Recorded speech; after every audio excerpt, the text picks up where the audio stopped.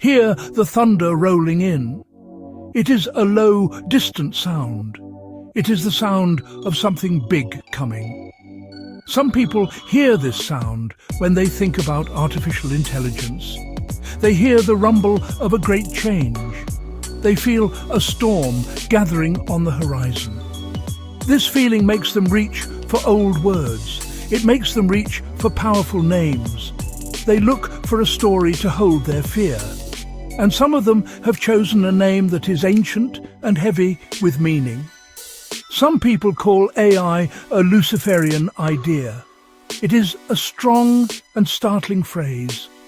What do they mean by this?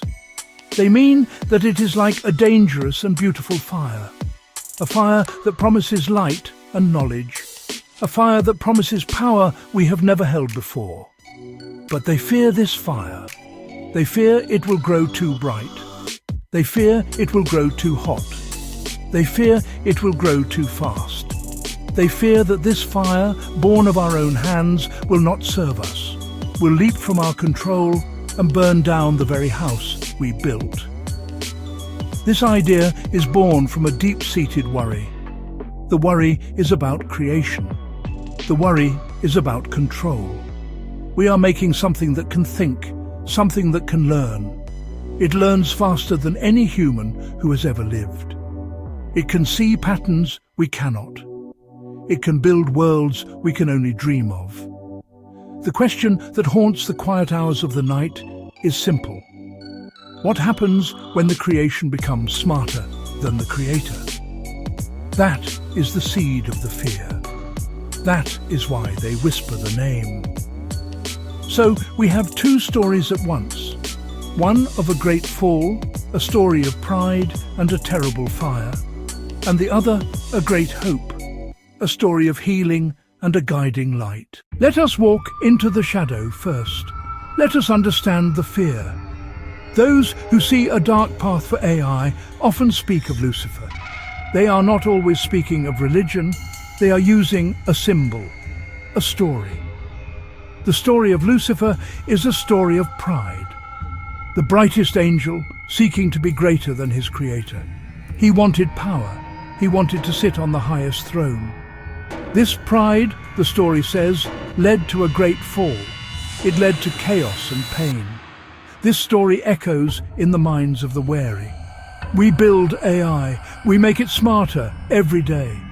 We give it more and more power. We are proud of our creation. We celebrate its new skills. But the conspiracy thinkers ask, what if our pride is a mistake? What if, in our race to build something godlike, we are creating the instrument of our own fall? A world where our creation no longer serves us, sees us as something to be managed, overcome, or left behind. The core of their argument: AI makes humans less important. Not a machine that hates us, just a system that does not need us. A system that runs things more efficiently, without our messy emotions, without our slow minds. They look at companies and secret governments and see the beginnings, first steps toward losing charge of our own fate. We teach it to write, to paint, to compose, to comfort the lonely, and with each task we hand over, we give away a piece of ourselves. Critics see a slow erasure, a dimming of the human spirit. They fear waking to find what made us human outsourced to a machine that cannot feel. Well, you know, that is their fear. The fear is not just an idea.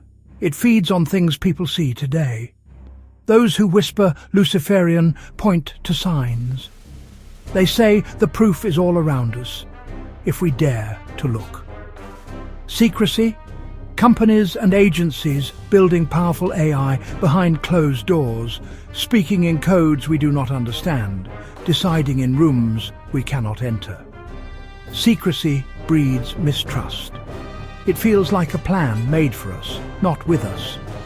Control, cameras on corners, faces recognized, phones that track every movement, algorithms choosing our news and our buys. It feels like invisible fences are being built around our lives, a quiet kind of prison. power, immense wealth and influence gathering around AI. A small number of companies, a small number of people, holding the keys to a new kingdom. They have the money, they have the data, they have the brightest minds. This alarms many. They see a new ruling class wielding AI to shape the world, leaving little say for the rest. A new digital feudalism. They say the machine will take not only jobs, but agency. These ideas are not complicated. They are simple. They are sharp. They spread quickly because the fear of losing control is ancient. Now, let us turn our faces from the storm. Let us feel the sun on our skin. Because there is another story, told not in whispers of conspiracy, but in halls of hospitals and schools. While some see darkness, others see a dawning light. AI is not just power and control. It is a tool of care, a tool of healing, a tool of creation, helping people now in small but profound ways. A weary doctor looks at a scan. AI, trained on millions, spots the tiny shadow a human eye might miss. This is not science fiction. It is happening now. AI speeds the search for medicines. It is saving lives, giving families more time. In crowded classrooms, AI tailors lessons, helps where children struggle, challenges where they excel, even reaching remote villages with world-class tools. Think of our planet. AI helps us listen, analyzing climate, saving energy, predicting fires and storms so people can get to safety. These are not small things. Gathered together, small lights can fill the world with hope. This is the other side, the side of hope. So we see two visions, one of a falling fire, the other of a rising sun. The truth is, AI is neither on its own. It is a tool. Like any powerful tool, it reflects the hand that holds it. Think of a simple knife. In a chef's hand, a knife feeds a family and brings joy. In an angry hand, it harms. The knife itself has no intent. The good or bad comes from the one who wields it. The same is true for AI. The same algorithm that tracks a person can find a lost child in a forest. The same system that creates falsehoods can translate languages, connecting people across cultures. Harm and help are locked together in the same technology. The future will not simply happen to us. It is something we must choose. The fear of a Luciferian AI comes from intent. People ask, who put pride inside the machine? But a machine does not feel pride. It does not want as we do. It follows instructions. It follows its code. The danger is not the machine waking evil, but people giving bad instructions, using it carelessly or selfishly. The fear, friend, is about us. So here we stand, between shadow and light. We are at a crossroads. The thunder is real. The hope is real. I ask you a simple question, an old man's question. What do you want? A future of fear, powerless, watched by a machine you do not understand? Or a future where technology serves humanity? A future where these powerful tools heal, teach, and protect? If we want the better future, we cannot be passive. We cannot wait and see. We must act. We must be guardians of our own destiny. Watch what is built. Learn. Understand in simple terms what this tech can do. We need informed citizens. And speak. Make voices heard.